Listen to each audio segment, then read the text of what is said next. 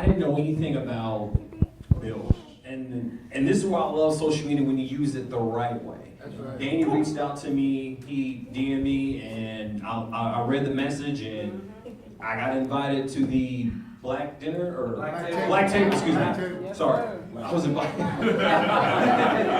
That's next.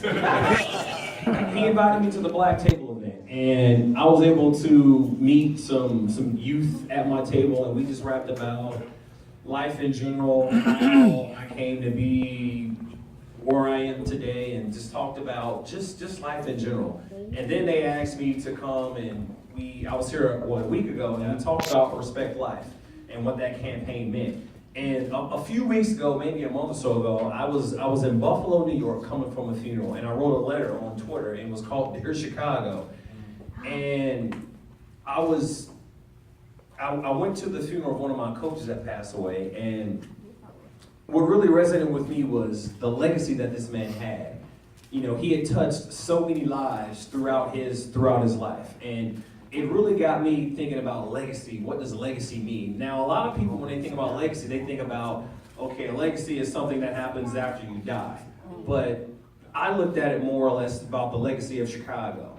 Now, I was born here, I was born on the South Side, and I didn't like the legacy that Chicago was leaving behind. You know, I'm a guy who, I get tired of seeing, 15, 20, 30 people shot over the weekend. And over time, that number just continued to grow and grow. So I wrote this letter to Chicago, and it really talked about legacy. And not blaming anybody, but basically putting the responsibility on all of us, youth included. Like you said, you guys have a voice. Now, Respect Life it's easy.